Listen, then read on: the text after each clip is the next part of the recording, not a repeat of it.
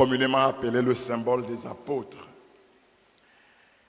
Si nous avons la certitude que ce credo n'est pas une dictée des apôtres, il est évident que ses origines datent de la période subapostolique et qu'il est sûrement très influencé par la prédication et la profession de foi de disciples très proches de la période apostolique, de la période des apôtres. Les études récentes nous disent que les premiers jets de ce credo, le credo court, le symbole des apôtres, pourraient remonter au IIe siècle après Jésus-Christ. Mais tout semble dire que c'est autour du entre le IVe et le 7e siècle après Jésus-Christ qu'on a obtenu la mouture définitive de ce credo court. À la différence du credo long, le credo de Nicée et Constantinople, pour lequel les dates d'élaboration sont précises. 2 conciles, concile de Nicée, 325, concile de Constantinople, 381, après Jésus-Christ. Le thème de notre conférence est libellé comme suit, et vous l'avez entendu. Je crois en Dieu, le Père Tout-Puissant, avec pour sous-titre que connaissons-nous de sa puissance créatrice? Je voudrais dire que tout le credo découle de ce premier article. Sa construction symbolique nous le présente comme une œuvre qui s'élève harmonieusement et vers sa cime. Et la cime de ce credo, c'est son premier article. Tout se lève vers le Père. Tout itinéraire de vie chrétienne est une sorte de montée, une sorte d'ascension vers le Père, de qui nous vient tout don excellent. La profession de foi chrétienne tire sa source donc de la prédication apostolique et nous pouvons le traduire symboliquement comme suit. Elle est ad patrem per filium in spiritu et ecclesiam. C'est-à-dire que tout est tourné vers le Père, par le Fils et dans l'Esprit avec l'Église. Oui, frères et sœurs, la foi chrétienne, la voici, tout vers le Père, tout par le Fils, tout dans l'Esprit et tout avec l'Église. Venons-en maintenant à notre sujet lui-même. Je crois en Dieu le Père Tout-Puissant. Et que savons-nous de cette puissance créatrice de Dieu? Le sujet tel qu'il m'a été proposé nous invite à construire notre réflexion autour de la question de la toute-puissance créatrice de Dieu, l'omnipotence de Dieu. Le sujet m'amène à 3 préoccupations. La première, elle est simple. Qui est Dieu? La deuxième, qu'est-ce que la toute-puissance de Dieu? La troisième, comment Dieu nous découvre-t-il sa toute-puissance? Venons-en à la première interrogation. Qui est Dieu? Dans cet article précis du credo, symbole des apôtres, Dieu est le Père Tout-Puissant. Voici qui est Dieu. Il est le Père Tout-Puissant. La toute-puissance ou puissance souveraine de Dieu nous est présentée comme un attribut divin, un attribut de Dieu. C'est-à-dire une révélation de l'identité même de Dieu et une expression éminente de son être divin. Qui est Dieu? Dieu est Père Tout-Puissant. Dans le symbole des apôtres, seule la toute-puissance est nommée comme attribut du Père. Donc le Père, c'est le Tout-Puissant. Et le Tout-Puissant, c'est le Père. Une telle confession, c'est-à-dire confesser que Dieu Père est Tout-Puissant, n'est pas anodine. Elle est d'une grande portée pour cerner l'idée de Dieu qui découle de la prédication apostolique. Deuxième préoccupation, qu'est-ce que la toute-puissance de Dieu et comment cette toute-puissance s'exprime-t-elle dans l'histoire? Selon le catéchisme de l'Église catholique, la toute-puissance de Dieu est à la fois universelle, aimante et mystérieuse. La toute-puissance de Dieu est à la fois 1, universelle, 2, aimante et 3, mystérieuse. Que nous faut-il entendre par là?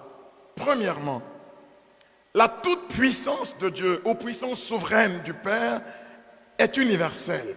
Nous entendons par là 3 choses. 1, que Dieu crée tout. 2, que Dieu régente ou régit tout. 3, que Dieu peut tout. Il crée tout, il régit tout, il peut tout. Tel est Dieu. Tel est Dieu à la lumière de l'Ancien et du Nouveau Testament. Faisons quelques citations bibliques. Genèse 49, verset 24, Isaïe 1, verset 24. Dieu est appelé le puissant de Jacob. Tel est son nom. Dans le psaume 24, des versets 8 au verset 10, Dieu est appelé le fort et le vaillant. En Jérémie 32, 17, et confère également Luc 1, 37, proposition de l'ange à Marie, à Dieu, rien n'est impossible. Dans le psaume 135, le verset 6, pour ne citer que ces versets-là, ciel et terre sont les ouvrages de ses mains. Autrement dit, sa puissance souveraine ou la toute-puissance de Dieu Père se tend à toute chose. 2, cette puissance, elle est aimante. La toute-puissance de Dieu n'est pas une force brute. Je crois que pour beaucoup, puissance égale à force brute. Une force qui écrase, ce n'est pas ça la toute-puissance de Dieu. Une force qui soumet, une force qui aliène tout. La toute-puissance de Dieu est au contraire une puissance au service du bien. C'est une puissance au service du bien. Un bonum, c'est un bien. C'est donc une puissance adossée à 3 vertus. La tendresse, la compassion et la miséricorde. Il y a de puissance divine, de toute puissance divine, que si elle est adossée à ces 3 vertus, tendresse, compassion et miséricorde. Dans le livre de la sagesse, on lit: de tous tu as pitié, parce que Seigneur, tu peux tout. De tous tu as pitié, parce que Seigneur, tu peux tout. Ici, par une dialectique des contraires, nous découvrons clairement qu'en Dieu, la pitié est un visage de la puissance. Regardez vous-même la contradiction. En Dieu, la pitié est un visage éloquent de la puissance. Autrement dit, la force du tyran, ce n'est pas de la puissance. La force du méchant, ce n'est pas de la puissance. La force du violent, ce n'est pas de la puissance. En réalité, une telle force est symptomatique d'une fragilité profonde et chronique et une manière inavouée de cacher des peurs que l'on refuse d'affronter dans la vie. Les gens méchants sont des faibles. Oui, frères et sœurs, bander des muscles au mépris de la tendresse, de la compassion et de la miséricorde, ce n'est pas de la puissance. Écraser avec l'argent ou son titre, ce n'est pas de la puissance. Accumuler des biens et s'enorgueillir, ce n'est pas de la puissance. C'est parfois même l'expression d'une insécurité de l'âme et le comportement délirant de certaines peurs non assumées. Peur de la dépendance, dépendance à la providence divine, peur du manque, peur du lendemain. La puissance de Dieu est une puissance aimante.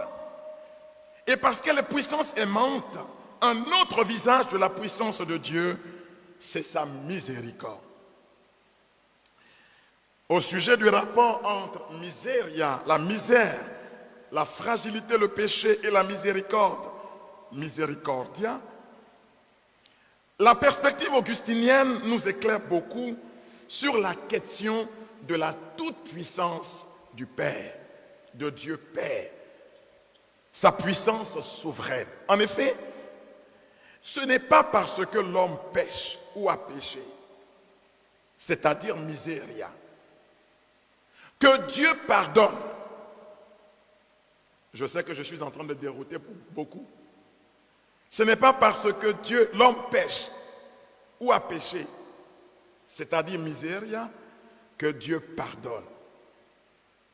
Mais c'est parce qu'il est dans la nature de Dieu d'être pardon que Dieu Père n'a pas peur d'approcher la misère de l'homme, miséria, et de se salir les mains par cette misère. Plusieurs passages de l'Écriture nous montrent que Dieu se salit les mains. Dans la création, Dieu prend dans ses mains l'argile du sol, la glaise du sol, la boue, et il en tire un être prodigieux, taillé à son image et à sa ressemblance. Mais pour susciter cet homme-là, Dieu se salit les mains, puisqu'il a pris de la glaise du sol. Pour guérir l'aveugle né en Jean 9, il crache dans la terre, il fait de la boue et il applique à ses yeux. Pour nous guérir de la misère, de notre cécité, de notre manque de connaissance de Dieu, puisque la cécité biblique est l'expression de la non-révélation de Dieu à l'homme. Dieu, pour nous donner la connaissance de Dieu, se salit les mains. Quand on ne se salit pas les mains, on ne peut pas susciter la vie autour de soi. Dieu se salit les mains, mais mieux encore, Dieu se couvre de la saleté, de la miséria de l'homme. C'est toute la pertinence et la beauté du chapitre 53 du prophète Isaïe. Il s'est chargé de nos péchés. Il a pris sur lui nos infirmités. Le châtiment qui nous donne la paix est tombé sur lui. Et par ses meurtrissures, par ses plaies, nous sommes guéris. Et nous le croyons abandonné et condamné. Et pourtant, c'est à cause de nos misères qu'il s'est livré ainsi. Autrement dit, que l'homme ait péché ou pas, ça ne change rien à ce que Dieu est dans son être profond. Il est Dieu miséricordieux et c'est là un visage éloquent de sa puissance. Vous lirez cela dans le psaume 103, le verset 8, on n'a pas le temps de le lire. Et dans le livre de l'Exode au chapitre 34, le verset 6, tel est le nom par lequel il se révèle à Israël. Oui, frères et sœurs, la miséricorde, ce n'est pas seulement un remède que Dieu applique au péché pour l'effacer. Car avant que Adam et Ève n'eurent péché, la miséricorde de Dieu s'exprimait déjà. Et je sais que beaucoup me diront, mais comment ça? Comment ça? Alors écoutez-moi bien. En fait, la miséricorde ne sert pas qu'à pardonner. Elle est avant tout la puissance qui engendre. La miséricorde est à Dieu, pardonnez-moi l'expression, ce que l'utérus ou le ventre profond, pour rester pudique et parler comme un Africain, est à la femme. La miséricorde est à Dieu, ce que le ventre profond est à la femme. C'est-à-dire un lieu de vie, de création et de procréation, en deux mots, quand il s'agit de Dieu. Chez les Juifs, le mot pour désigner l'utérus de la femme, cet endroit de vie, les Juifs l'appellent Rahamim. Et le mot pour désigner le cœur compatissant de Dieu et sa miséricorde, les Juifs le désignent par le mot Rahamim, c'est-à-dire le même mot. Autrement dit, la miséricorde est l'une des expressions et des manifestations les plus éloquentes de la toute-puissance de Dieu qui crée et procrée, en deux mots. Car le préfixe pro signifie en français, entre autres, ce qui vient avant, mais qui est en faveur de ce qui vient après. Ce à quoi il se rattache. C'est le sens des paroles adressées au prophète Jérémie en Jérémie 1, 5. Comment la toute-puissance de Dieu est procréatrice. Dieu dit à Jérémie, avant que tu ne naisses au ventre maternel, procréation en un mot, moi je te connaissais et je t'avais déjà appelé par ton nom. Procréation en deux mots. Autrement dit, avant de naître au ventre maternel, nous naissons d'abord dans la pensée et dans le désir de Dieu. Autrement dit, aucun de nous n'est un accident, si ça peut nous faire plaisir. Même si les parents disent qu'eux n'étaient pas préparés, nous on est là. Dis à ton frère, nous on est là.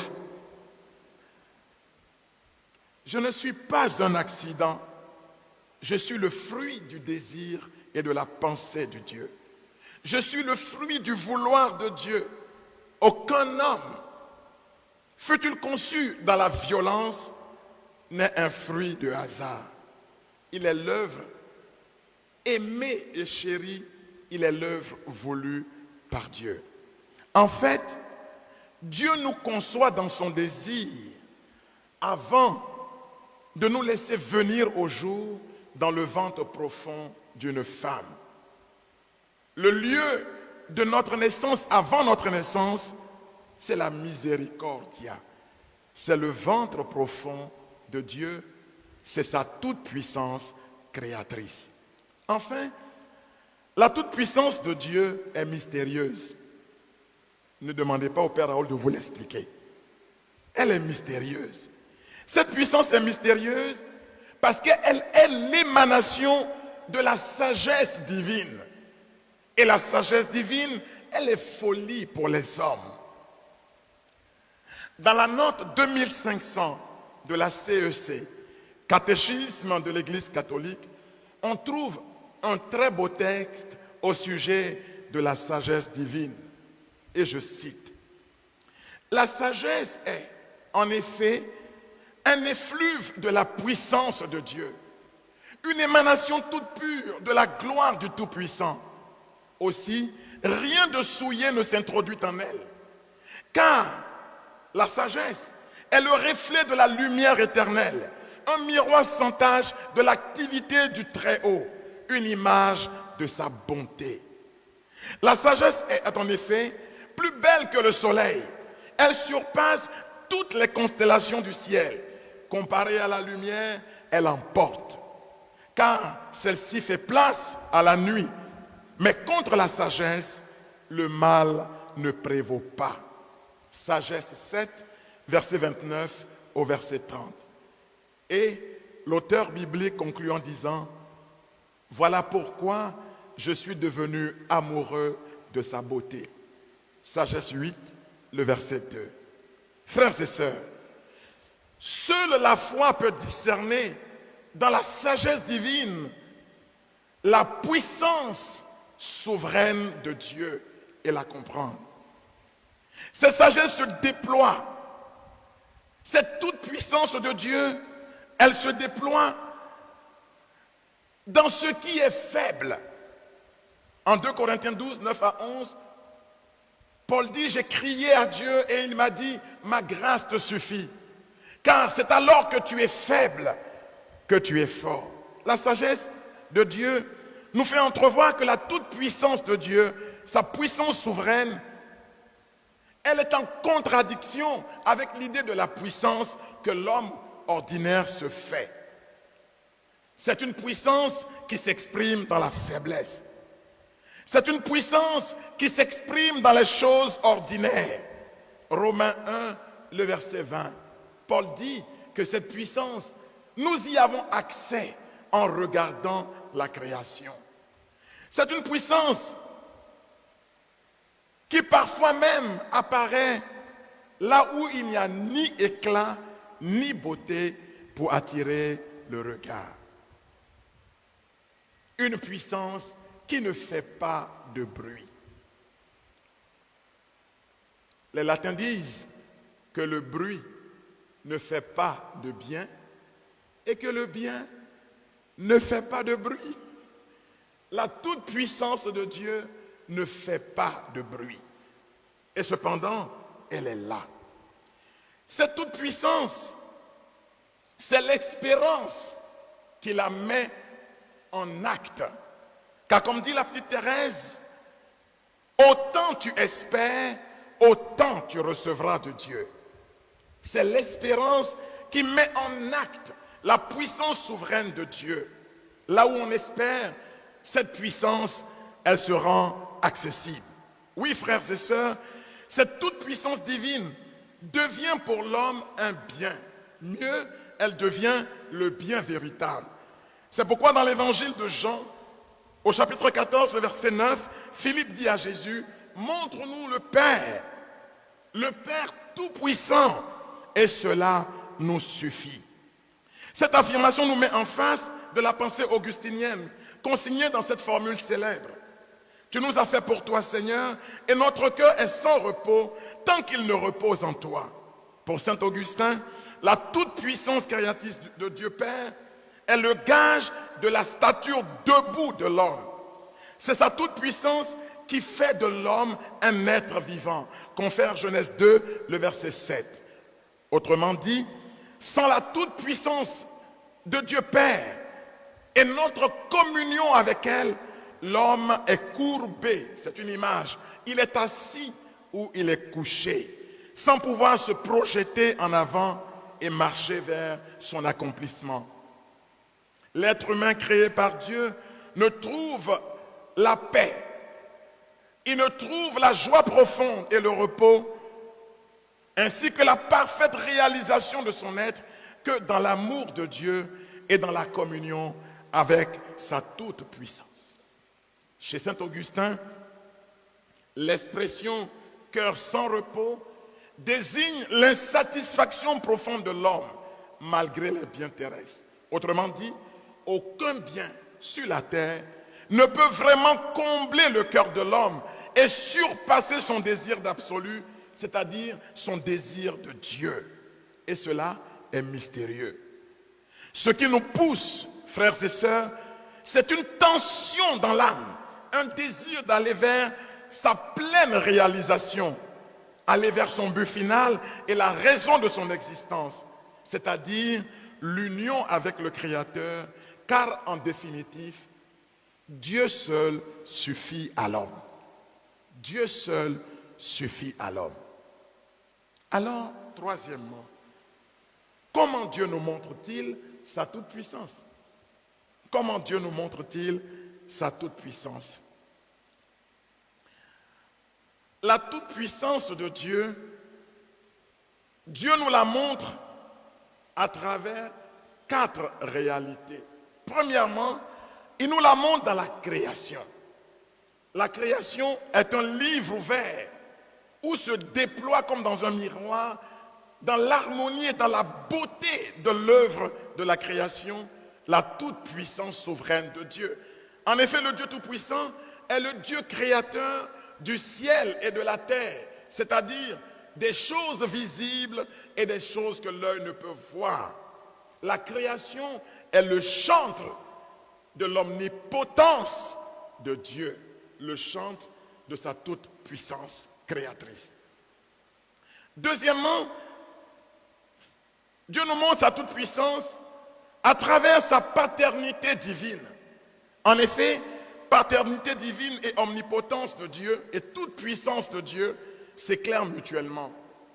Dieu montre sa toute-puissance à l'homme quand il pourvoit à ses besoins. Philippiens 4, 19. Mon Dieu pourvoira à tous vos besoins selon sa grande richesse et avec gloire en Jésus-Christ. Oui, le psaume 23 ne dit pas autre chose. La paternité divine est révélatrice de l'omnipotence de Dieu quand Dieu nous fait la grâce de son adoption filiale. À tous ceux qui l'ont reçu et à ceux qui croient en son nom, dit le prologue de Jean, il a donné pouvoir de devenir enfants de Dieu. Oui, enfants de Dieu, nous le sommes, car Dieu lui-même atteste à notre esprit que nous sommes ses enfants. L'adoption filiale est le lieu de la révélation de la toute-puissance de Dieu. La toute-puissance de Dieu se révèle également à travers la compassion, la tendresse et le pardon. Luc 23, verset 34. Père, pardonne-leur, ils ne savent pas ce qu'ils font. Deuxièmement ou troisièmement, la toute-puissance de Dieu, elle se révèle, elle se donne à l'homme à travers la parole de Dieu. La parole de Dieu est toute puissance. Cette parole est comme un don fait aux hommes. Et rien de ce qui est ne fut sans cette parole. C'est par sa parole puissante que Dieu appelle à l'existence ce qui n'existe pas. Et pour parler comme tout le monde, ce que sa bouche dit, sa main l'accomplit. 4. La toute-puissance de Dieu, sa puissance souveraine, elle s'exprime également à travers signes, prodiges et miracles. Quelquefois, à travers signes, prodiges et miracles. Les signes, les prodiges et les miracles sont en quelques mots les manifestations surnaturelles de la puissance divine au service de l'homme et de son salut. Signes, prodiges et miracles agissent comme des preuves tangibles de la présence du royaume, de la vérité de l'évangile et de l'authenticité du témoignage apostolique. En conclusion, que pouvons-nous retenir? Frères et sœurs, la toute-puissance de Dieu, son omnipotence, fait partie des 3 attributs majeurs de Dieu. Et quels sont les 2 autres? En plus que Dieu est omnipotent, c'est-à-dire tout-puissant, Dieu est à la fois omniscient, il sait tout, et omniprésent, il est partout présent. Mais si vous regardez bien, les 2 autres attributs de Dieu, c'est-à-dire son omniscience et son omniprésence, sont en réalité des manifestations de son omnipotence. c'est-à-dire de sa toute puissance souveraine. En effet, c'est parce que Dieu est tout-puissant, omnipotent, que Dieu peut être à la fois partout présent, c'est-à-dire omniprésent. Et c'est parce que Dieu est tout-puissant, omnipotent, que Dieu sait tout, c'est-à-dire omniscient. La toute-puissance de Dieu, Père, est pour nous donc un motif d'allégresse, puisque c'est par elle que Dieu nous crée, et c'est encore par elle que Dieu nous sauve. C'est par sa puissance souveraine que Dieu crée l'homme, et c'est par sa toute-puissance souveraine que Dieu le sauve. En effet, pour que l'homme soit sauvé, il faut au moins deux choses: que Dieu le veuille et que Dieu le puisse. Pour que l'homme soit sauvé, il faut au moins deux choses: que Dieu le veuille sauver l'homme, et que Dieu le puisse sauver l'homme. Mais Dieu le veut-il et Dieu le peut-il vraiment? Pour répondre à la première interrogation, Paul dit dans 1 Timothée 2, 4, Dieu veut que tout homme soit sauvé et que tous parviennent à la connaissance de la vérité. Donc Dieu le veut. Mais si Dieu le veut, Dieu le peut-il vraiment? Pour répondre à cette deuxième interrogation, citons David dans le psaume 115, le verset 3. Le psalmiste dit, tout ce que Dieu veut, Dieu le fait. Tout ce que Dieu veut, Dieu le fait. Psaume 115, le verset 3. Autrement dit, Dieu le peut. Si Dieu veut et si Dieu peut, c'est partant de la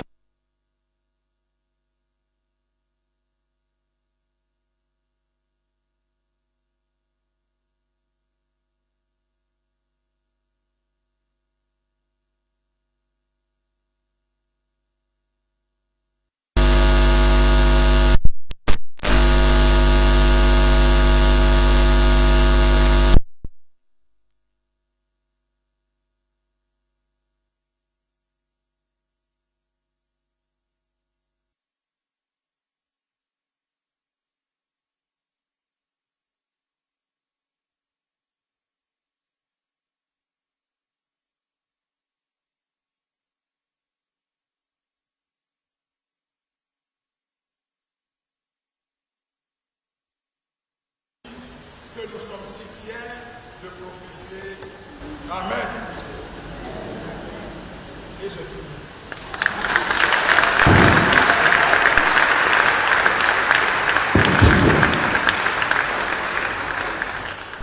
J'imagine qu'en me demandant d'aborder ce thème, on ne s'attendait pas à ce que je l'aborde sous un angle théologique ou spirituel, mais certainement qu'on voudrait savoir, entendre du Père quelques témoignages sur l'expérience de la puissance souveraine de Dieu dans le ministère du prêtre qu'il est. Et là, je voudrais, si c'est possible... Je vais te demander un service. On a été coupé. Hein. Donc, les auditeurs n'ont pas suivi. La conclusion de... Vers la fin, va un peu plus haut et tu reprends. Tu vas reprendre parce qu'on a été complètement coupé.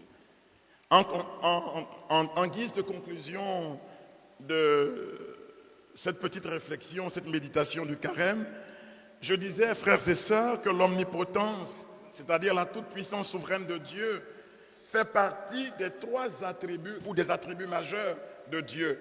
Et les trois attributs majeurs de Dieu, c'est l'omnipotence de Dieu, sa puissance souveraine, l'omniscience de Dieu, Dieu sait tout, et l'omniprésence de Dieu, Dieu est partout présent. Alors je disais qu'en y regardant de près, on se rend compte que les deux attributs que sont l'omniscience de Dieu et l'omniprésence de Dieu découlent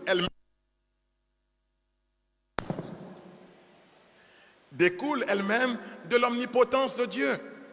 En réalité, c'est parce que Dieu est tout puissant que Dieu est partout présent. Et c'est parce que Dieu est tout puissant que Dieu sait tout. Donc, l'omnipotence de Dieu, sa puissance souveraine, régente tout le credo. Tout le credo découle de cette omnipotence de Dieu. C'est vraiment l'article majeur du credo. Car si Jésus nous sauve, si Dieu sauve, il faut au moins qu'il y ait deux conditions qui soient réunies. Que Dieu veuille que l'homme soit sauvé et que Dieu puisse sauver l'homme. Dieu le veut-il vraiment et Dieu est-il capable de le faire?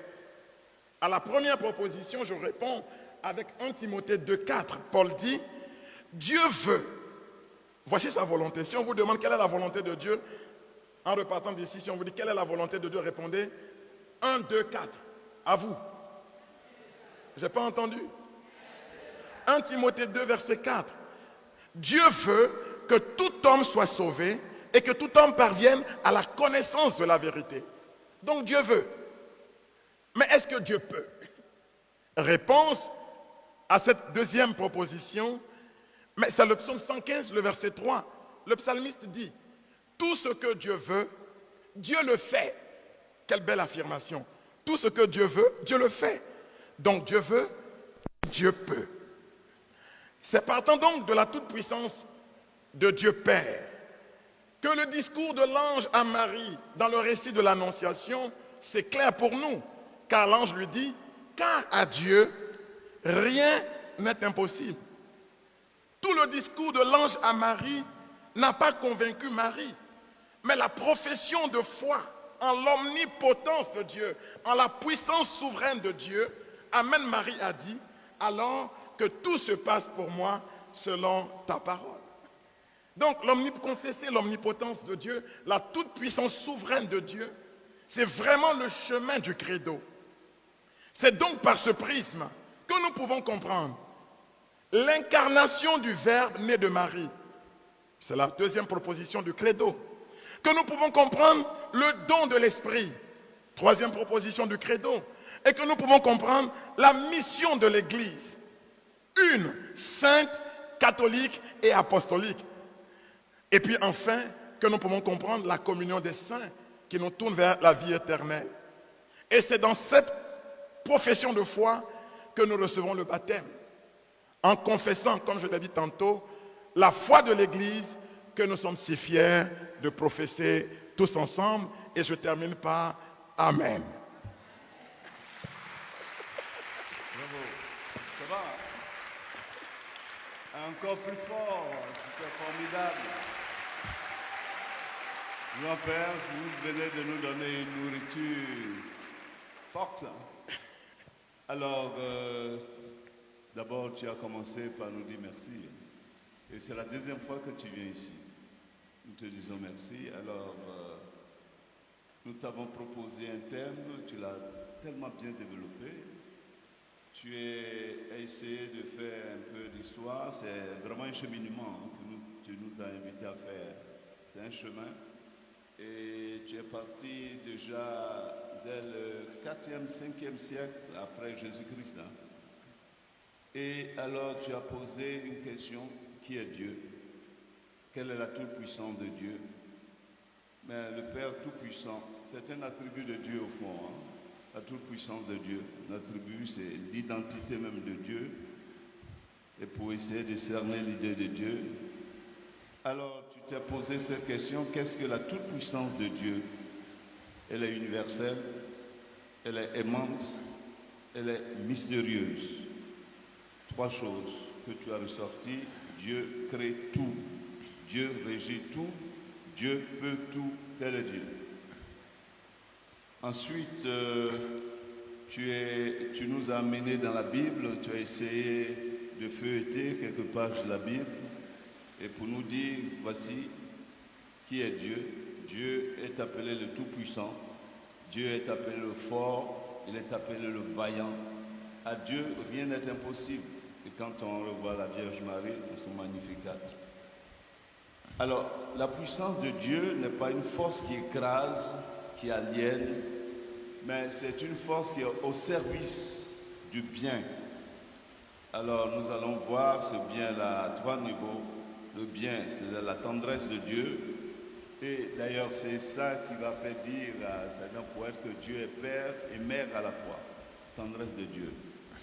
La tendresse de Dieu, la compassion de Dieu et puis la miséricorde. En Dieu, c'est la pitié.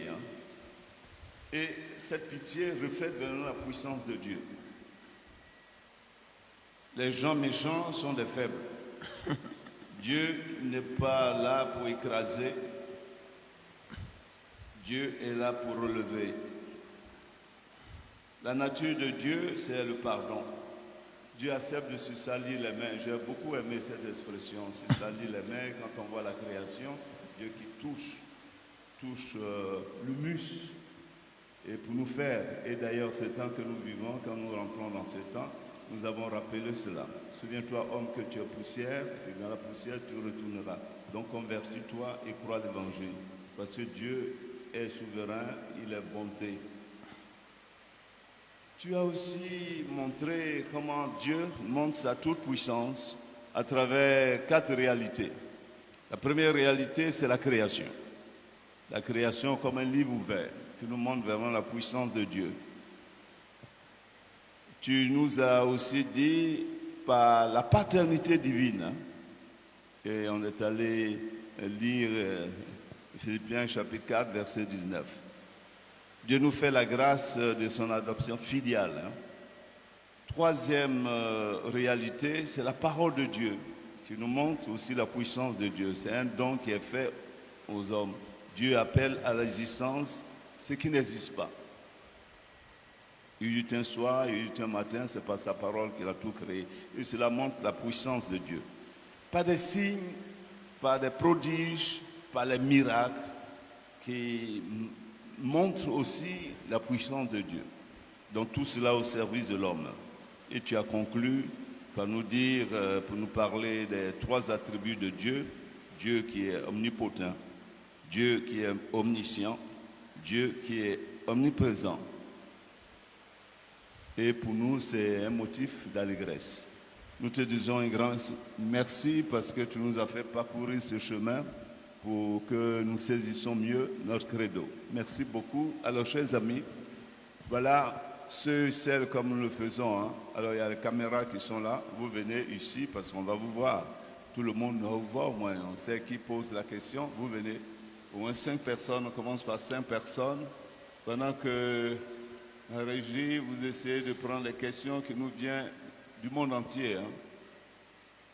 On commence par ceux qui sont ici. Alors, 5 personnes, les premières personnes. Vous présentez une question parce que nous sommes nombreux. Et alors, vous posez la question. Regardez la caméra qui nous fixe là. Allez-y. Les autres, vous venez par là, au fur et à mesure. Bonsoir, cher Père. Je suis Motiki Marie-Jeanne, lectrice ici à Saint-Jacques. J'aimerais d'abord remercier le Père pour cet enseignement qui a été vraiment de valeur pour moi. Merci beaucoup, que Dieu vous bénisse. Ma question est la suivante. À un moment de votre enseignement, vous avez dit comme ça que ce n'est pas parce que l'homme a péché ou que l'homme pêche que Dieu pardonne. Mais c'est parce que Dieu lui-même, il est pardon. Donc je me pose la question de savoir, vu les choses sur cet aspect-là, est-ce que l'homme ne voudra pas rester dans le péché? C'est-à-dire absolument dans le péché, parce que si je sais que Dieu pardonne tout, qui se salit les mains juste pour moi, pour me sauver, bon, après, je pense qu'on ne fera plus d'efforts pour sortir du péché. Donc, c'est cette préoccupation-là que j'aimerais poser. Merci, mon Père.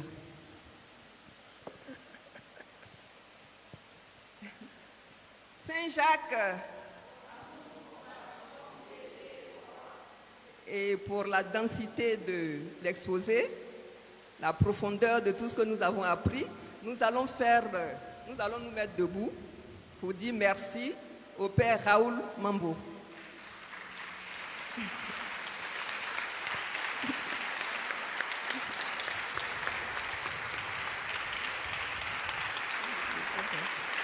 Merci, merci. Merci, Père Raoul. Oui, moi j'ai entendu que Dieu est créateur. Il a donc créé tout le monde. Parmi nous, il y a des bons, des mauvais. Il y a des personnes qui croient et qui récitent, qui font la profession de foi. Puis il y a d'autres aussi qui sont athées. Alors je me pose la question de savoir comment ceux qui croient peuvent témoigner de leur foi en face des personnes qui sont athées. Merci mon Père. Bonsoir l'abbé. D'abord, une petite question pour ouvrir mon truc. Pourquoi il y a des credos à l'église catholique? Pourquoi? Il y a des credos. 2. Oui, pourquoi? Il y a ça d'abord. Ça, c'est la première question. La deuxième question, j'ai dit, Dieu, il est Dieu. Mais quand on lui attribue tous ces qualificatifs-là, j'ai comme l'impression qu'il y a quelqu'un d'autre qui est là, qui est plus puissant que Dieu. Alors, je me pose la question. Expliquez-nous quoi. Pourquoi tous ces qualificatifs, il est omniprésent, il est puissant, il est tentant. Moi, je dis que Dieu est Dieu. Voilà. Merci. La dernière question. Paix et joie à tous nos papas, nos mamans réunis ici. Pour mon Père Raoul, je suis très contente de vous voir. Et je vous suis par moment à la radio. Voilà, Radio Espoir, Radio Nationale. Votre question, s'il vous Vraiment, plaît. mon Père, je n'ai pas de questions. C'est tellement clair. Mais ce qui me fait mal un peu, c'est que quand Dieu nous donne un petit pouvoir là, alors qu'on nous a dit Dieu il est amour. Son amour là, il prend pas ça, son pouvoir là, il ne prend pas pour nous écraser, pour nous malmener. Mais quand aujourd'hui on est doté d'un petit pouvoir, on écrase nos frères. Mais pourquoi cela? Ok. Donc c'est votre question. Vraiment, Hein? paix et joie. C'est votre question, ça. Pourquoi cela? Comme si c'est Dieu qui nous guide de faire ça. Bon, d'accord, il va répondre. Mon père, voici les questions. La petite Thérèse, pour répondre à Madame Marie-Jeanne, la petite Thérèse, dans son cahier intime, disait, et c'est devenu une chanson populaire, même si j'avais commis tous les péchés du monde, je croirai toujours en son amour. Entendre par là à sa toute puissance souveraine, car tous les péchés de la terre que j'aurais commis seraient comme une goutte d'eau dans un brasier ardent. Quand nous disons que Dieu est pardon, pour comprendre ce mot pardon, il faut le détacher en 2 mots. Nous disons, du moins à l'école de Thérèse, et dans le monde du Carmel, on dit que aimer, c'est donner. Mais quand on dit donner, il y a une mesure. On dit c'est tout donner. Quand on dit tout donner, il y a encore une mesure. C'est ce que je détiens. On dit aimer, c'est quoi encore? Se donner. Mais se donner, c'est encore quantifiable. C'est ce que je suis. Mais pardonner, c'est le don suprême. C'est le don qui va au-delà de tout don. C'est le don si grand qu'il noie la faute humaine. On me dit, mais est-ce que pardonner, ce ne serait pas cautionner le péché? Non. Jésus a d'ailleurs dit que celui à qui on pardonne beaucoup devient capable d'aimer davantage. Les grands saints de demain sont des pécheurs pardonnés et qui ont conscience du pardon de Dieu aujourd'hui. Quand vous avez fait l'expérience du pardon, vous devenez pas seulement bon, mais vous devenez meilleur. Car la conscience du pardon nous rend redevables en quelque sorte. On a le sentiment de ne plus vouloir blesser celui qui avait toute la légitimité de nous condamner. Vous comprenez?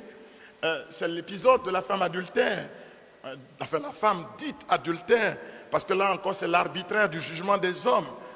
Le texte dit qu'elle est prise en flagrant délit, alors que Ziké le chanteur nous dit que flagrant délit, ça veut dire sur le fait même. Or, pour être adultère sur le fait même, il faut être au moins à deux. Bon, là, elle est seule, mais on nous dit prise en flagrant délit. L'arbitraire du jugement de l'homme. Mais là n'est pas mon propos. Mais mon propos, c'est que quand Jésus lui dit, mais où sont-ils? Personne ne t'a condamné. Elle dit, personne, Seigneur. Et Jésus lui dit, va, mais désormais, ne pêche plus. Si nous disons que c'est la nature de Dieu même d'être pardon, ce que nous voulons dire, c'est que c'est la nature même de Dieu d'être un don qui surpasse tout don. Il est le bonum, le don véritable. Ici, il ne faut pas entendre pardon par une excuse. Le pardon, ce n'est pas une affaire d'excuse. Le pardon ici, c'est quelqu'un.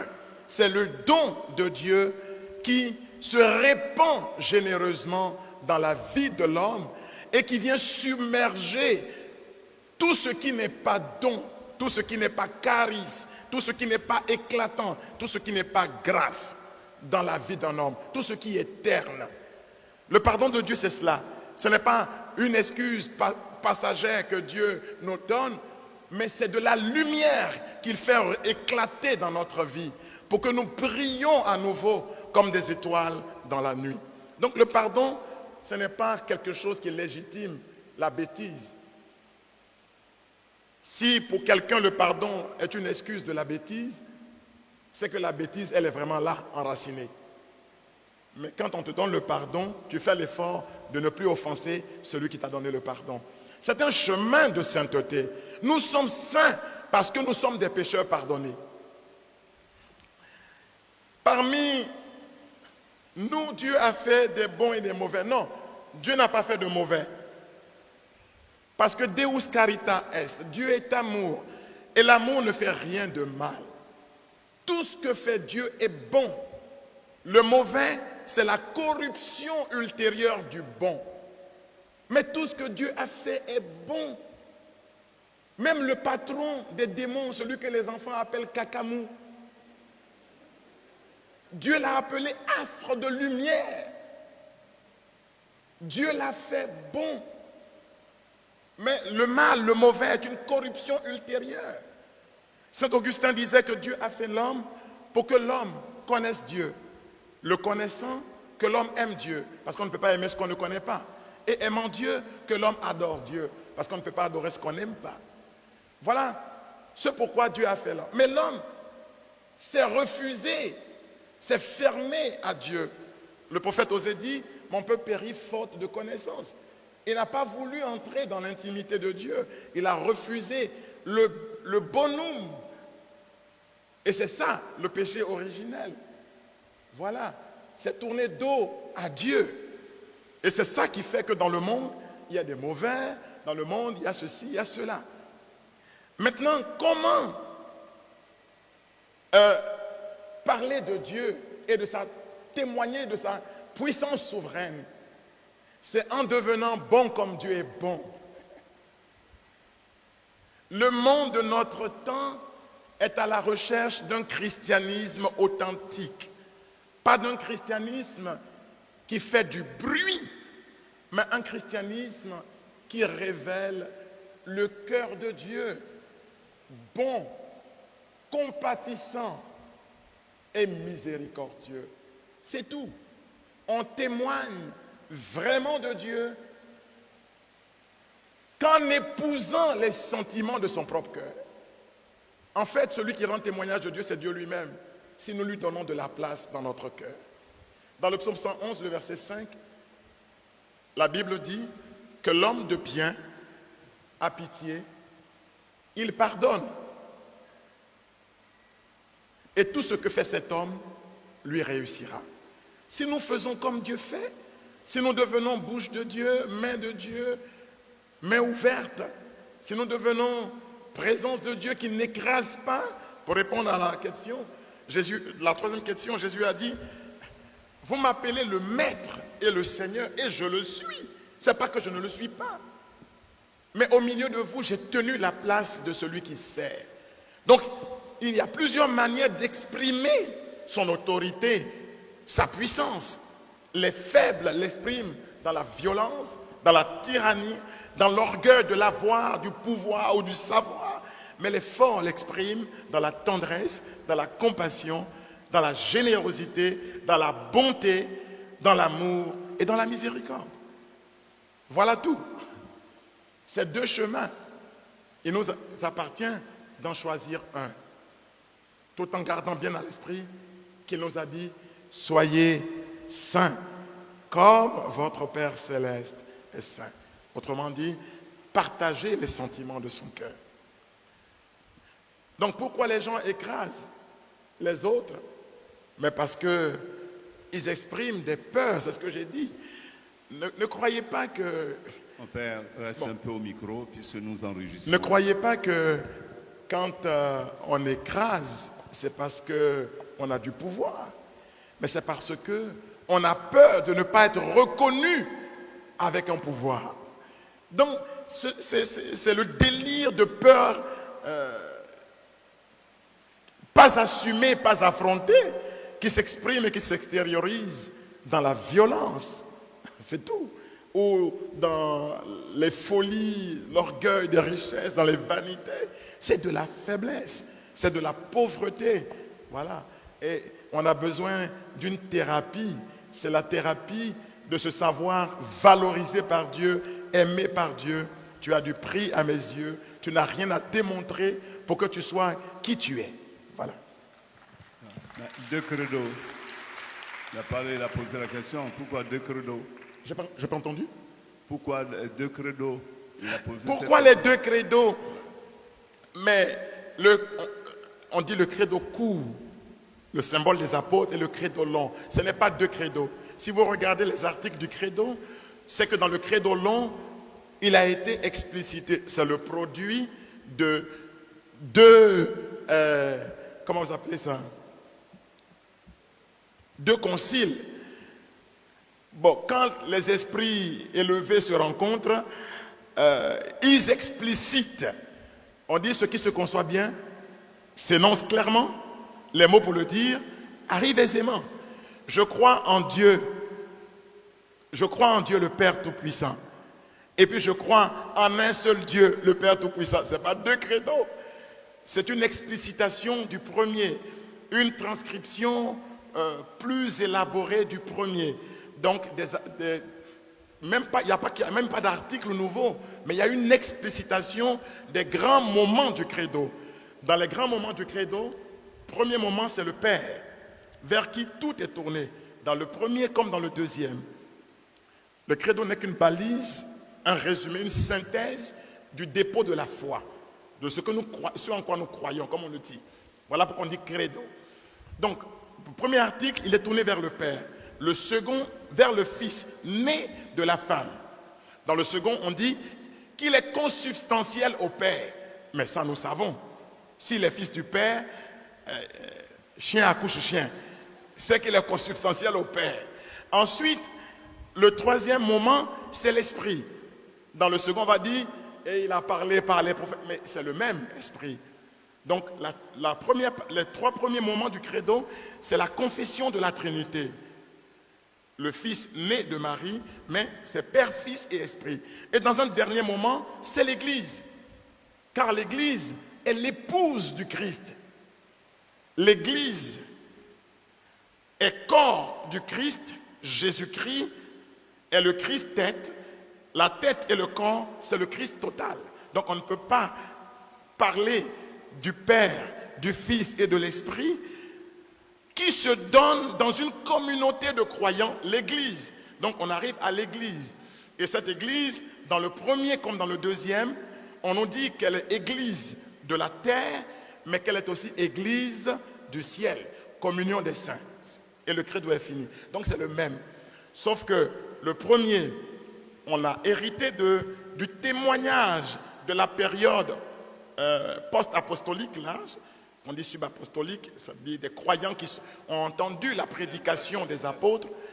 Le deuxième, les théologiens se sont rassemblés pour valider le premier et le rendre plus explicite. Alors ça donnait un credo long. Mais ce n'est pas deux, c'est le même credo. Donc il n'y a pas de contradiction. Mais il a aussi posé la question, Dieu est Dieu, ça Voilà. suffit, mais pourquoi Maintenant, pour tous les ces attributs, les omniscient, attributs. omniprésent, omniscient, omnipotent, tout ça, Dieu est Dieu. Alors quand j'ai entendu cette question du doyen, il m'a fait penser à Saint Jean Climac. C'est un grand saint, un théologien dans l'Église, qui avait toujours dans la bouche la même expression que vous. Dieu est Dieu. C'est ce qu'il est. Mais les attributs de Dieu procèdent de l'expérience que nous faisons de Dieu. Si vous connaissez le Père Raoul comme quelqu'un de gentil, vous direz Raoul est gentil. Si vous le connaissez comme quelqu'un de nerveux, ne dites pas ça. Vous direz Raoul est nerveux. Les attributs ne changent pas Dieu dans ce qu'il est, mais dévoilent l'expérience que nous avons fait de lui en un lieu, en un temps et en un moment. Vous comprenez? Quand j'expérimente sa bonté, je dis Dieu est bon. Quand j'expérimente son pardon, je dis Dieu est miséricordieux. Quand j'expérimente sa grâce, je dis Dieu est charisme. Quand j'expérimente quelque chose de Dieu, j'exprime Dieu à partir de cela. D'où les noms donnés à Dieu. C'est la même chose avec la Vierge Marie. Hein? Parce que ça me ferait mal de tout dire sans parler d'elle. Voilà. Quand on dit tour d'ivoire, c'est l'expérience que nous avons faite. Quand on dit Notre-Dame de la paix, c'est l'expérience que nous avons faite. Quand on dit Notre-Dame de Lourdes, santé des malades, c'est l'expérience que nous avons faite. Donc, Dieu est comme un gros diamant qui brille de 1000 feux et de 1000 couleurs.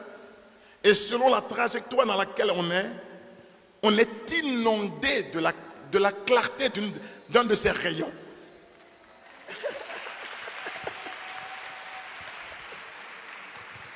Bravo, bravo. Alors, il y a une question qui nous vient de loin, hein, de la Belgique. Hein. Avant cette question, moi j'ai ma question. Ce n'est pas une question, c'est peut-être un complément question. Tu as dit, hein, j'ai noté, l'espérance met en acte la puissance de Dieu. C'est important ça. Je pensais que c'était plutôt l'humilité qui met Dieu en marche. Parce que quand on prend les cas, la Vierge Marie, les apparitions de la Vierge Marie, par exemple, c'est aux hommes personnes. Hein. Je sais qu'en Mexique, à Guadalupe, la Notre-Dame de Guadalupe, qui apparaît à Juan Diego, un pauvre paysan, hein, l'humilité. Mon mari se manifeste aux enfants à Lourdes, c'était une pauvre fille là, dont les parents étaient tellement pauvres qu'ils n'avaient pas d'endroit où reposer la tête. Ils ont pris un cachot. C'est un cachot qu'ils habitaient, les parents de Bernadette. Et puis, Fatima, les 3 enfants, tous les enfants. Alors je pensais que c'était plutôt l'humilité. D'ailleurs, quand on prend ces 2 personnes qui viennent prier au temple, le pharisien et le publicain, le pharisien, Seigneur, te dit merci. Ne m'avait pas fait comme ce voleur qui est là-bas, là, ce détourneur de fonds, ce PD là. Et l'autre qui dit, Seigneur, il n'ose même pas regarder le Seigneur Jésus. Prends pitié du pécheur que je suis. Je ne suis pas digne L'Évangile nous dit que celui qui a été exaucé, donc la miséricorde de Dieu va se manifester dans l'humilité, devant l'humilité. Enfin, quand on prend le Magnificat de la Vierge Marie, on a l'humilité. Bon, tu as parlé de l'espérance, je crois que l'humilité et l'espérance vont ensemble. Deuxième question qui nous vient de loin. Je suis François Quenom, je vous écoute depuis la Belgique. Je vous remercie pour cette belle initiative des conférences de Carême. Dieu crée, il est donc le Créateur. Nous le professons. Je crois en Dieu, Créateur du ciel et de la terre. La question arrive, est-ce à dire que la capacité de créer de Dieu est-elle le signe de sa toute-puissance? Voilà la question. Ça va? Ça va saisi? Oui, j'ai bien saisi la question. Merci. Alors, moi, ce n'est pas directement une question, hein, mais c'est un complément. Quand tu parles de l'espérance qui met en acte la puissance de Dieu, je dis, mais tiens, c'est aussi l'humilité. L'humilité. Alors, je rebondis sur ce que vous dites, Père. Dans le langage habituel, les gens simples, les personnes humbles, font montre d'une qualité, c'est qu'ils espèrent tout. Et ceci irrite souvent les gens imbus de leur personne qui les traitent de naïfs. Vous n'avez jamais entendu ça? C'est parce qu'ils n'ont rien qu'ils vont à l'église. L'espérance est une qualité d'un cœur humble. Une expression de l'humilité, c'est que l'humble de cœur espère tout et il croit tout.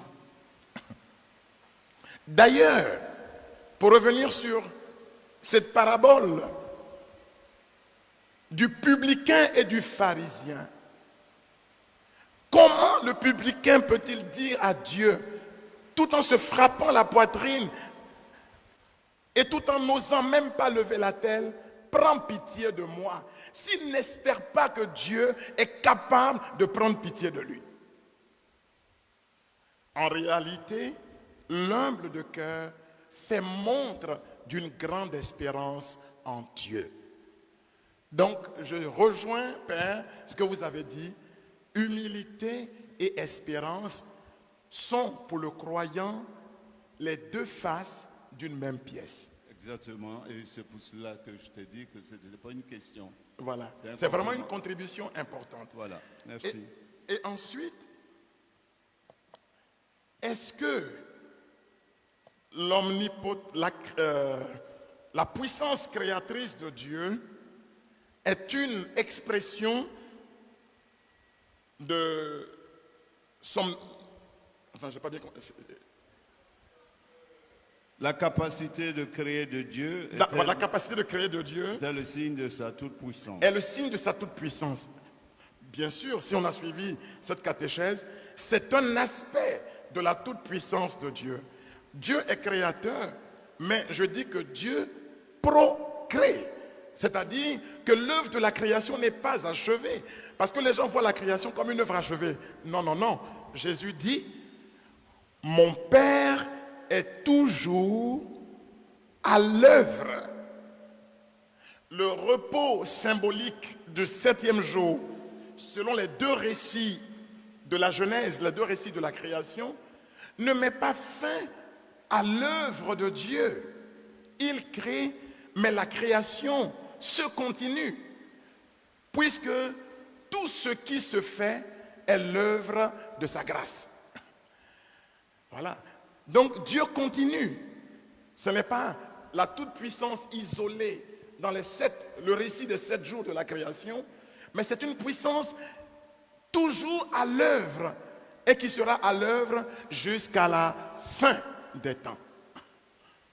Mon Père, comment tu peux nous expliquer cette phrase? Le royaume des cieux souffre violence, souffre fort, et ce sont les violents qui l'emportent. J'ai pas compris. Donc les forts, le royaume des cieux souffre violence. Ce sont les violents qui l'emportent. Donc les gens puissants, les gens forts. Comment tu comprends ça? Jésus dit le royaume des cieux sous violence et ce sont les violents qui l'emportent. Ici, c'est une métaphore. Il ne faut pas entendre violence au sens moral de l'expression. Parce que sinon, on peut opposer à ce verset les propos du prophète Zacharie. Ce n'est pas par la force, ni la puissance, par mon esprit. Et puis il dit que les montagnes se déplacent. La violence ici dont il est question, c'est juste une métaphore pour parler de la persévérance dans le bien. Le royaume appartient pas à ceux qui abandonnent en chemin, mais qui persévèrent dans le bien. D'ailleurs, c'est ce que Paul dit. J'ai combattu le bon combat. Que dit-il? J'ai gardé le credo. J'ai gardé la foi. Alors, je vais hériter de la couronne. La violence dans le langage biblique ici, vraiment, il faut que ce soit bien clair pour nous tous. Il ne s'agit pas d'une perception morale de l'idée de violence. Il ne s'agit pas d'être violent, agressif. Ce n'est pas de ça qu'il s'agit. Il s'agit d'une persévérance dans le bien. C'est la persévérance. C'est à cela que renvoie le concept de violence dans ce texte. Mais c'est ce que tu as dit. Oui. L'espérance, Voilà. l'humilité. Voilà. La Vierge Marie montre sa force, sa puissance par la humilité. C'est tout simplement ça. Hein. Merci, beaucoup. Père. Vous avez d'autres questions? On va vers la fin. Profitez. On ne le voit pas toujours, hein, Raoul. Voilà, venez. Je prends encore... La radio nous permet d'aller loin. Très bien. On peut prendre encore 4 personnes, 5 personnes. Wow. Merci mon Père pour votre enseignement. Ma préoccupation se situe au niveau de la procréation. Dieu qui, avant que nous naissions, nous veut dans sa pensée. Qu'est-ce qu'il en est pour le cas des fruits qui sortent du viol? Et comment, n'est-ce pas, vous pouvez nous orienter pour que ces enfants qui sont issus du viol soient vus autrement? Parce que souvent dans nos familles, ces enfants peuvent être stigmatisés. Merci. Et puis, l'autre versant de la question, c'est que Dieu, il a créé. Hein? Mais comment se fait-il que les pauvres bébés sont maltraités, sont violentés, sont, comment on dit ça, avortés? Pourtant, Dieu, il a créé pour la vie. Pour la vie, et il y en a qui vont arrêter cette vie-là. Comment Dieu qui a pensé donner la vie à un bébé, et l'homme le massacre dès le ventre. Bonsoir mon Père, merci pour cette belle formation. Alors, pour nos jeunes qui sont vraiment tournés vers la technologie, on va aller un peu sur le terrain de la science. Dieu omniscient, Dieu omnipotent, la science moderne remet-elle en cause ou éclaire-t-elle notre compréhension de la puissance créatrice de Dieu? On nous a enseigné le Big Bang à l'école, en géologie. Je souhaite que tu éloignes un tout petit peu le micro pour que je... Okay. La science moderne remet-elle en cause ou éclaire-t-elle notre compréhension de la puissance créatrice de Dieu? Ok. On nous parle du Big Bang pour la création et maintenant aussi on voit les avancées au niveau de la reproduction humaine. Et par ricochet, comment concilier la toute-puissance de ce Dieu amour avec l'existence du mal et de la souffrance sur la terre? Merci mon Père. Merci. Alors, Là, ce sont les dernières questions, mon Père.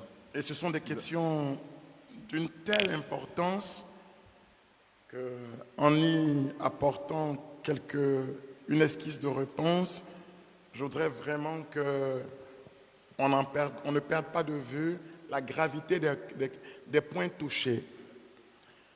Voyez, quand on est fruit de la violence, puisque dans l'acte conjugal, il y a un transfert d'informations dans les premières heures de la conception de l'enfant. Donc, nos parents même traditionnellement savent que parfois, quand vous portez une douleur dans le corps pendant la grossesse, on peut somatiser cela et ça peut même apparaître sur le corps de l'enfant à la naissance. C'est pour cela qu'il faut entourer d'amour, de tendresse, l'être qui conçoit un enfant dans son sein. Malheureusement, ce n'est pas toujours le cas. On a parlé de viol, mais vous savez que c'est un sujet vaste, parce qu'on peut être marié même à l'église et se comporter avec son épouse comme si elle était violée. Il y a des viols dans la relation conjugale. Ça existe. J'ai été témoin d'une situation que je voudrais raconter si j'ai encore quelques minutes. Je ne sais pas si... Voilà. J'ai été, quand j'étais tout jeune, au séminaire encore, j'ai été avec mon supérieur visiter sa famille qui était venue de France. Un couple venu de France avec leur enfant, une fillette. Et cette fillette refusait que des inconnus la touchent. Même le père biologique avait du mal à porter son enfant. Mais nous, on ne savait pas. Je vous ai dit tout à l'heure que je suis sûr que quand on demande au père Raoul de faire un tel enseignement, on veut entendre quelques témoignages. Mais on ne rougit pas devant les actions du Seigneur. Ce sont ses merveilles. Alors, on faisait une prière avec ce couple. Et puis, quand on est sorti de là, je dis au supérieur, ah, c'est bizarre. Mais quand on priait tout à l'heure chez tes parents là, je ne sais pas si c'est une hallucination ou quoi, mais il m'a semblé voir dans l'escalier, derrière une porte, dans le froid, la femme, ta cousine, qui pleurait. Alors il a été choqué par ça et je lui dis, mais c'est comme si elle protégeait sa grossesse. Alors il me dit, mais c'est pas possible, ce que tu dis peut expliquer le fait que cet enfant, on n'arrive pas à l'amener à l'école, il a l'âge d'être scolarisé, mais on ne peut pas le sortir de la maison. On a compris donc qu'il y avait là ce qu'on appelle une blessure de la mémoire à l'étape fœtale, dans le sein de la femme. Donc, le lien fusionnel entre la mère et l'enfant, mais s'exprimait dans son comportement, à modifier le comportement de cet enfant qui, justement, ne se sent pas en sécurité loin de sa mère. Alors, dans un tel cas, il faut un accompagnement psychospirituel, un accompagnement dans un exercice de guérison intérieure, dans un cheminement de guérison intérieure. Et c'est cela. Alors, plusieurs personnes qui sont nées de violence, mais il faut leur dire que la violence est un fait, mais que leur naissance est le fruit du désir de Dieu. Ils ont de la valeur aux yeux de Dieu, qu'ils sont aimés de Dieu. Nonobstant la violence produite, ils ne sont pas moins hommes que les autres. La preuve en est que il y a des couples bien mariés à l'église qui se chérissent profondément, qui n'ont même pas de soucis du point de vue médical, mais qui ne conçoivent pas. Donc, une chose, c'est l'amour conjugal, c'est le climat, l'environnement conjugal, mais une autre chose, c'est la vie qui naît, c'est le don de Dieu. Et ouvrir dans notre pastorale des itinéraires d'accompagnement et de guérison intérieure. Voilà ce qu'on propose comme remède à ce genre de situation. Une très belle ouverture, merci. Et je te dis un grand merci parce que là, tu as touché un point très important. Il y a l'autre aspect. Ça pourrait intéresser les nourrices, les mamans qui sont là, parmi nous et les papas aussi. C'est que dans le développement de l'enfant, en psychoéducation, on nous apprend qu'un enfant de 0 à 1 an qui a peur de l'étranger est sur le chemin d'un bon développement. Alors quelques mamans qui disent à mon enfant, elle est très jolie, elle est très gentille, Dès qu'un étranger vient, il va dans les bras. Dès qu'un tel autre vient, attention, il y a quelque chose à faire. Dans le développement de l'enfant en psychoéducation, un enfant, normalement, sur le chemin d'un bon développement, a toujours peur de l'étranger. Il ne va pas dans les bras de n'importe qui vient. Dans les bras de sa mère, oui. De son père encore, surtout de sa mère, qui est pourvoyeuse de soins. En tout cas, merci d'avoir abordé ce point. Voilà des choses où nous devons revenir pour aider nos familles dans l'accompagnement spirituel, sur le plan psychologique. Tu as fini? Pour la science et le Big Bang, bon, la théorie de Darwin, c'est une théorie de l'évolution. Et il appelle ça une théorie. Ce n'est pas une profession de foi, c'est une théorie. C'est un postulat de départ qui s'est donné. Mais la faiblesse de ce postulat de départ, c'est que si tout est ordonné à l'évolution, mais l'évolution doit continuer de se produire. Bon, on dit que les babouins sont devenus des hommes. Mais le fait est que les grands singes, les grands primates ne continuent pas de devenir des hommes. En tout cas, pour le temps que nous vivons. Bon, donc c'est un postulat de départ. Que tout est né d'une sorte de cataclysme. Bon, c'est une théorie extraordinaire. Mais c'est un cataclysme tellement ajusté que dans tout l'univers, il n'y a que la planète où nous sommes qui est habitable. En tout cas pour le moment. Donc, vraiment, c'est une sagesse éminemment élevée qui peut, avec une telle précision, organiser dans l'univers et dans les années-lumière et dans les galaxies, une planète où l'homme vit et peut vivre. Ça aussi, c'est extraordinaire. Nous, on appelle ça merveille de Dieu. Lui, il appelle ça coïncidence extraordinaire. Bon, avec ces postulats. Ce sont des postulats. Mais la foi chrétienne, elle nous éclaire sur l'idée que l'homme est le produit de l'amour de Dieu et le fruit de ses mains. Maintenant, la question du mal. Bon, on ne pourrait pas développer toute cette question maintenant. Si Dieu est omnipotent, pourquoi le mal existe? Mais la foi chrétienne elle-même dit que le mal existe pour un temps. Dans l'éternité, le temps que nous vivons est un temps. C'est un temps justement qui est donné à l'homme pour que le royaume appartienne à ceux qui vont faire le choix radical et décisif de Dieu.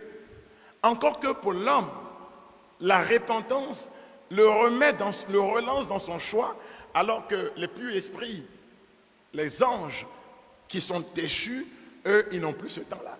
Donc nous, je pense qu'on est bien lotis, parce que l'homme peut encore, malgré sa faute, se remettre encore dans les mains de Dieu quand il a conscience du tort qu'il a fait.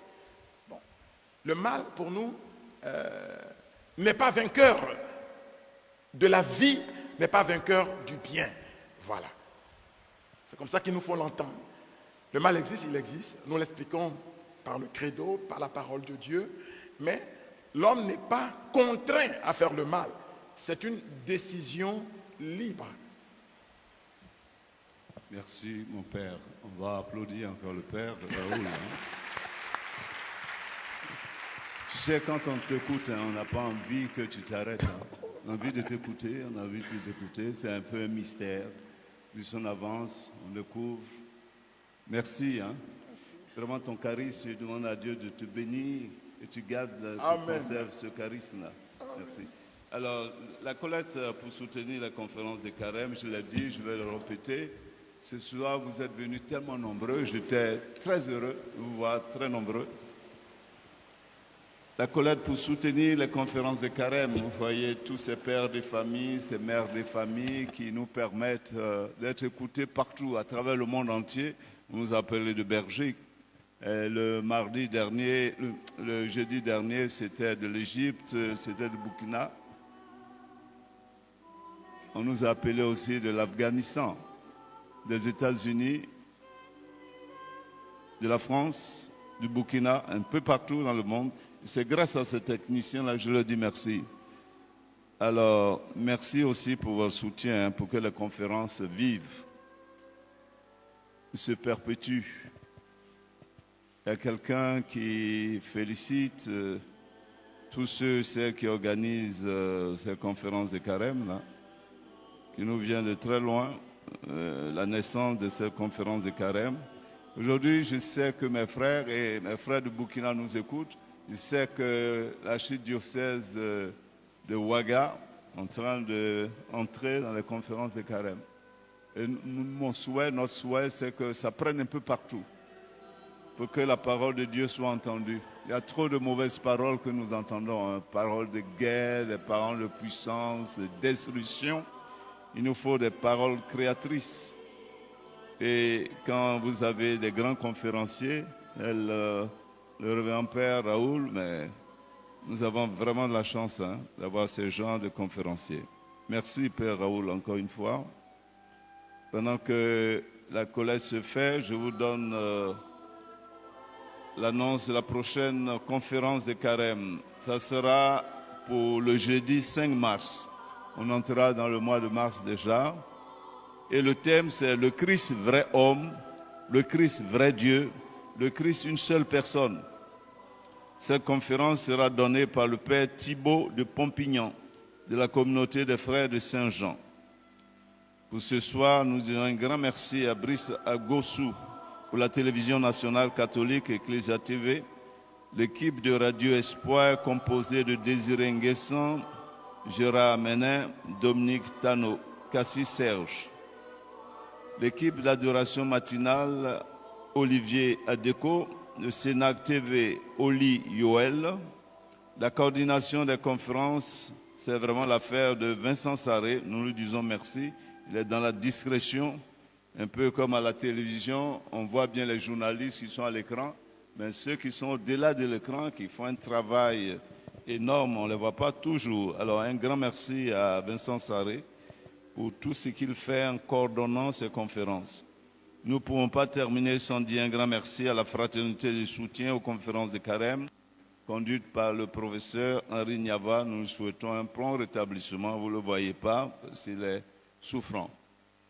Alors, il y a aussi les CD qui sont prêts, et puis la clé. Alors, cette clé, c'est à combien? Le CD, c'est à 2000 francs.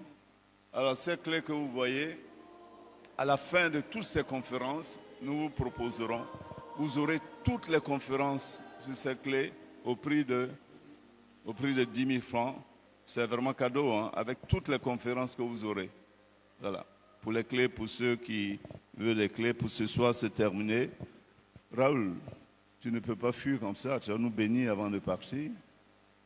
Un grand merci à tous les directeurs des différentes radios qui nous permettent d'être entendus à travers le monde entier. Tu fais la prière, tu nous donnes la bénédiction. Nous te souhaitons à toi aussi un bon carême, hein, une bonne montée vers Pâques. Je voudrais nous inviter à professer ensemble notre foi. Je crois en Dieu, créateur du ciel et de la terre, et en Jésus-Christ, son Fils unique, notre Seigneur, qui a été conçu du Saint-Esprit, né de la Vierge Marie, a souffert sous Ponce Pilate, a été crucifié, est mort, a été enseveli, est descendu aux enfers, le troisième jour, est ressuscité des morts, est monté aux cieux, est assis à la droite de Dieu le Père Tout-Puissant, d'où il viendra juger les vivants et les morts.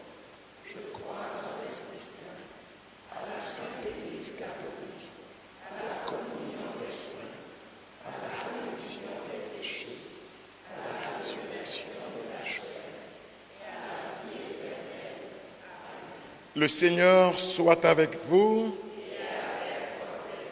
Que Dieu Tout-Puissant vous bénisse et vous garde, le Père, le Fils et le Saint-Esprit. Ensemble, bénissons le Seigneur. Très bon temps de carême à vous tous.